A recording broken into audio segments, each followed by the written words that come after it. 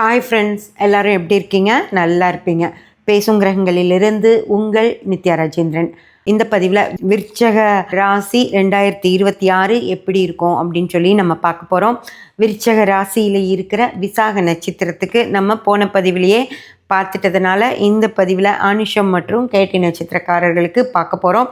யாருக்கெல்லாம் விசாகம் பார்க்கணுன்னு வந்தீங்களோ அவங்க எல்லாருமே துலாம் ராசியிலேயே விசாக நட்சத்திரத்துக்கு போட்டிருக்கேன், அதில் போய் பார்த்துருங்க ஃப்ரெண்ட்ஸ்.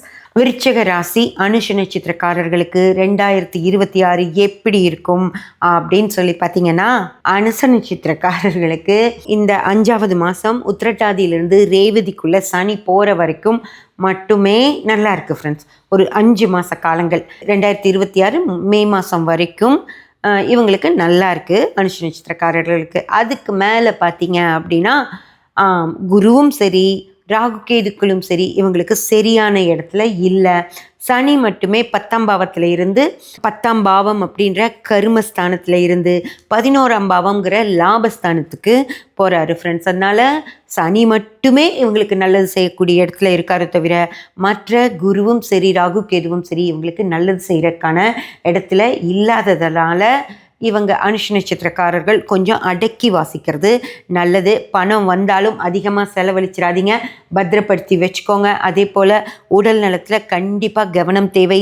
படிப்புலேயும் எந்த வயசில் படிச்சுட்டு இருந்தாலும் சரி, சின்ன வயசில் படிக்கிறவங்களா இருந்தாலும் சரி, கொஞ்சம் வயசாகி வேறு எக்ஸாம்ஸ் எல்லாம் எழுதுகிறோம் அப்படின்னு பண்ணுறவங்களா இருந்தாலும் சரி, அதில் ரொம்ப ரொம்ப கவனம் வச்சாதான் அதில் ஜெயிக்க முடியும்.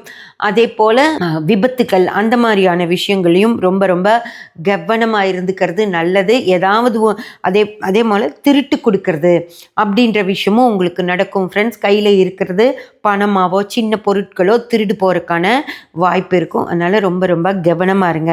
அதே போல் ஏதாவது சொத்துக்கள் வாங்குறீங்க அப்படின்னா அந்த பத்திரப்பதிவுகள் நடக்கும்போது மிக மிக கவனமாக இருந்துக்கணும். அப்படி இல்லை நீங்கள் அசால்ட்டாக இருந்தீங்க அப்படின்னா ஏதாவது உங்கள் தலையில் கட்டிட்டாங்கன்னா அதுக்கப்புறம் பிரச்சனைகளை நீங்கள் பின்னாடி ஃபேஸ் பண்ணிகிட்டே இருக்க மாதிரி ஆகிடும். அதனால் என்ன ஒரு விஷயமா இருந்தாலும் மிக மிக கவனத்தோட கையாளுங்க, அதுதான் நல்லது. ஆனாலும் இந்த நேரத்தில் நீங்கள் ஒரு சொத்துக்கள் வாங்குறீங்க அப்படின்னா அது லாபகரமாக தான் இருக்கும். ஏன்னா சனி லாபஸ்தானத்தில் நிற்கிறதுனால இப்போ உங்களுக்கு என்ன சொத்துக்கள் கிடைச்சாலும் அது லாபமாக பின்னாடி உங்களுக்கு மிகப்பெரிய லாபத்தை கொடுக்குற இடத்துல தான் இருக்கும். ஆனால் ரொம்ப ரொம்ப கவனமாக என்ன செஞ்சாலும் ரொம்ப கவனமாக இருக்கிறது நல்லது ஃப்ரெண்ட்ஸ். சப்ஸ்கிரைப் பண்ணி பெல் பட்டன் ப்ரெஸ் பண்ணி வச்சுக்கோங்க.